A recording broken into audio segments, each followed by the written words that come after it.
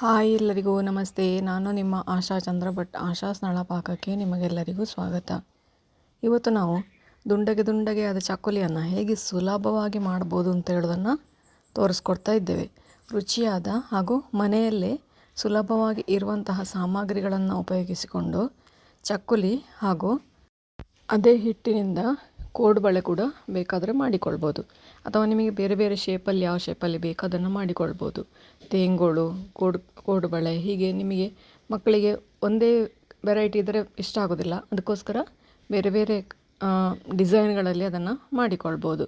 ಬನ್ನಿ ಸ್ನೇಹಿತರೆ, ಈಗ ರುಚಿಯಾದ ಚಕ್ಕುಲಿ ಹೇಗೆ ಮಾಡೋದು ಅಂತ ಹೇಳೋದನ್ನು ತೋರಿಸ್ಕೊಡ್ತಾ ಇದ್ದೇನೆ.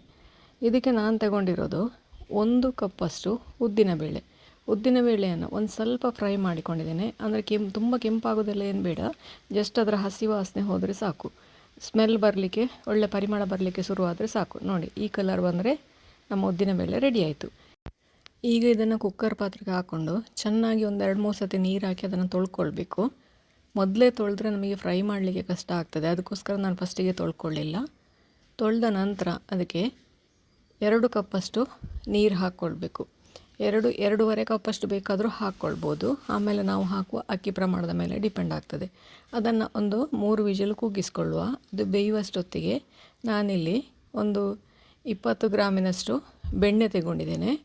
ಬೆಣ್ಣೆ ಹಾಕದಿದ್ದರೆ ಕೂಡ ಅದು ಚೆನ್ನಾಗಿ ಬರ್ತದೆ, ಆದರೆ ನಾನೊಂದು ಸ್ವಲ್ಪ ಬೆಣ್ಣೆ ಇರಲಿ ಅಂತೇಳಿ ಟೇಸ್ಟಿಗೆ ಹಾಕ್ಕೊಂಡಿದ್ದೇನೆ.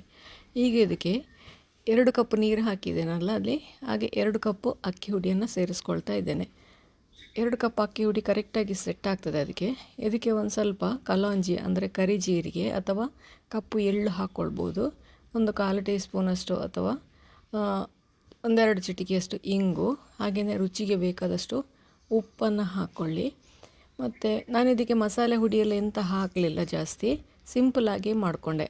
ಒಂಚೂರು ಜೀರಿಗೆ ಬೇಕಾದರೆ ಹಾಕ್ಕೊಳ್ಬೋದು. ಈಗ ಇದನ್ನು ಬೆಣ್ಣೆ ಜೊತೆಗೆ ಚೆನ್ನಾಗಿ ಮಿಕ್ಸ್ ಮಾಡಿಕೊಳ್ಬೇಕು. ಅದು ಚೆನ್ನಾಗಿ ಉಂಡೆ ಕಟ್ಟಲಿಕ್ಕೆ ಬರಬೇಕು, ಹಾಗೆ ಅದನ್ನು ಮಿಕ್ಸ್ ಮಾಡಿಕೊಳ್ಬೇಕು. ಒಂದು 3-4 ನಿಮಿಷ ಚೆನ್ನಾಗಿ ನೋಡಿ ಈ ಥರ ಮಾಡಿಕೊಂಡ್ರೆ ಚೆನ್ನಾಗಿ ಚಕ್ಕುಲಿ ಕೂಡ ಚೆನ್ನಾಗಿ ಬರ್ತದೆ. ಈಗ ನೋಡಿ, ಇದು ಮೆತ್ತಗೆ ಬೆಂದಾಯಿತು. ಇದನ್ನು ಚೆನ್ನಾಗಿ ಸ್ಮ್ಯಾಶ್ ಮಾಡಿಕೊಳ್ಳಿ. ಸ್ಮ್ಯಾಶ್ ಮಾಡಿಕೊಳ್ಳಿಕ್ಕೆ ನಿಮಗೆ ಕಷ್ಟ ಆಗ್ತದಂತಾದರೆ ಮಿಕ್ಸರ್ ಜಾರಿಗೆ ಹಾಕ್ಕೊಂಡು ಒಂದು ರೌಂಡು ತಿರುಗಿಸಿಕೊಳ್ಬೋದು. ಮಿಕ್ಸರ್ ಜಾರಿಗೆ ಹಾಕಿದರೆ ಕೂಡ ಸುಲಭ ಆಗ್ತದೆ. ನಂತರ ಇದನ್ನು ಸ್ವಲ್ಪ ಸ್ವಲ್ಪವೇ ನಾವು ರೆಡಿ ಮಾಡಿ ಇಟ್ಟಂತಹ ಅಕ್ಕಿ ಹಿಟ್ಟಿಗೆ ಹಾಕ್ಕೊಂಡು ಕಲಸ್ಕೊಳ್ತಾ ಬರುವ.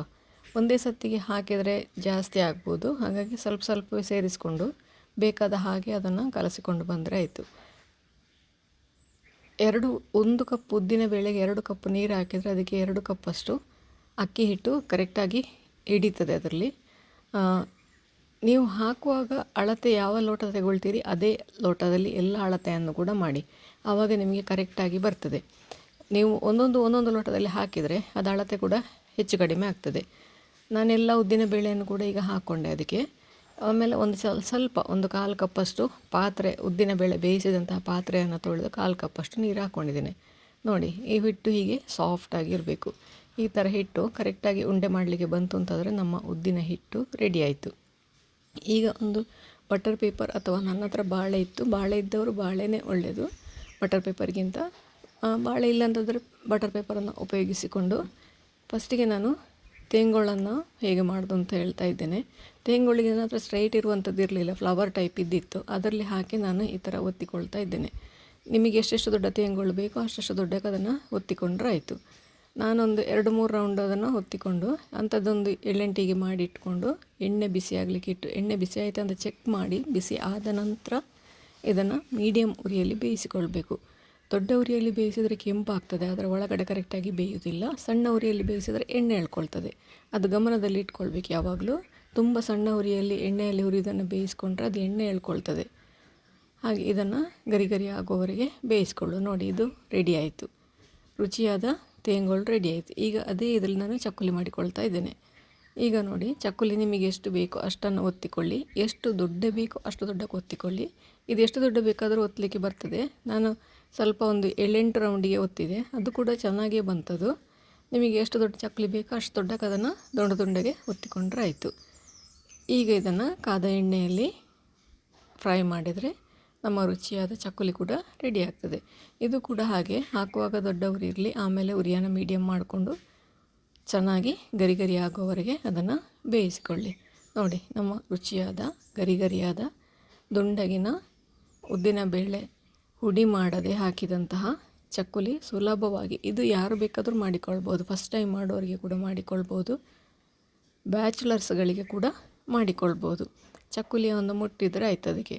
ನೋಡಿ, ಈ ಥರ ಎಲ್ಲವನ್ನು ಕೂಡ ಮಾಡಿ ನನಗೊಂದು ಅದರಲ್ಲಿ ಒಂದು 50-60 ಚಕ್ಕುಲಿ ಆಯಿತು. ಅಷ್ಟರಲ್ಲಿ ನಾನೊಂದು ಮೀಡಿಯಮ್ ಸೈಜಿದ್ದು 3 ಸುತ್ತಿದ್ದು ಮೀಡಿಯಮ್ ಸೈಜಿದ್ದು ಮಾಡಿದ್ದು ಒಂದು 50-60 ಚಕ್ಕುಲಿ ಆಯಿತು. ನೋಡಿ, ನಮ್ಮ ರುಚಿಯಾದ ಚಕ್ಕುಲಿ ರೆಡಿ ಆಯಿತು.